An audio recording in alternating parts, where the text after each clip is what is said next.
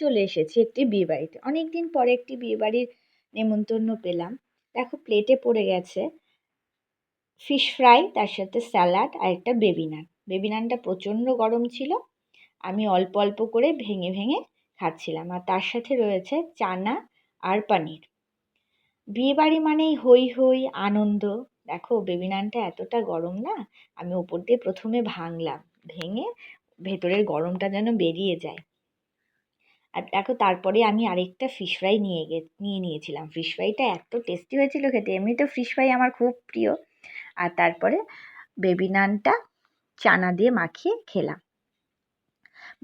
আর বিয়েবাড়ি এমন একটা জায়গা যেখানে আমরা বেশ মজা করে কাটাতে পারি দিনটা। এত কর্মব্যস্ত জীবন, তার মধ্যে দেখো তারপরে চলে আসলো ভাত, ভাতের সাথে ডাল।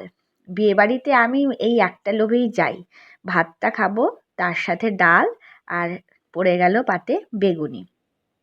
লেবু দিয়ে মেখে ডাল দিয়ে দারুণ লাগে। কোথাও কোথাও ঝুরি আলু ভাজা থাকে, ওটাও টেস্টি হয়। আমি ডালটা ভালো করে ভাত দিয়ে মাখিয়ে নিলাম, আর তার সাথে কিছুটা বেগুনি ভেঙে, ব্যাস ডালের সাথে বেগুনি দিয়ে দারুণ, একদম খাওয়াটা জমে যাবে। আচ্ছা, তারপরে এই ডাল আর বেগুনি কমপ্লিট।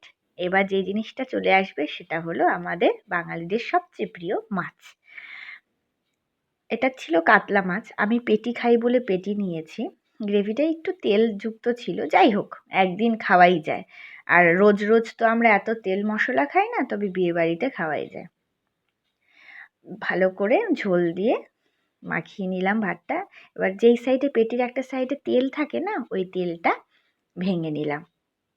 তারপরে চলে আসলো চিকেন। আমি যেহেতু মাংস খাই না, তো আমি চিকেনটা নিইনি, চিকেনটা অ্যাভয়েড করেছি, তোমাদেরকে দেখিয়ে দিলাম। এবার চলে এসছে কাঁচা আমের চাটনি।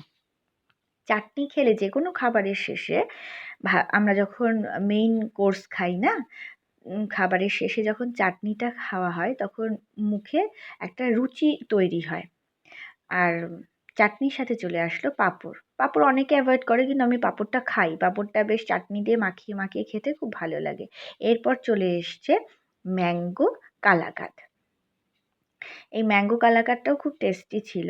বিভিন্ন রকমের এখন কালাকাঁদ হচ্ছে, মিষ্টি বিভিন্ন রকমের হয়। দেখো আমি ওই পাঁপড়টা দিয়ে চাটনিটা দিয়ে মাখিয়ে মাখিয়ে খাচ্ছিলাম।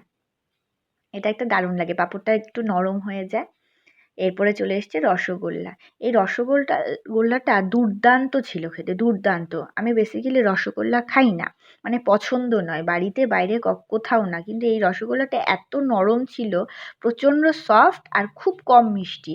আর যে শিরাটা ছিল না, শিরাটা একদম পাতলা। দেখো ম্যাঙ্গো কালাকাঁদটা আমি ভাঙছি, খুব নরম ছিল, আর খেতেও ম্যাঙ্গো ফ্লেভারটা খুব ভালো বোঝা যাচ্ছিল। আর সব শেষে চলে আসলো সাদা দই।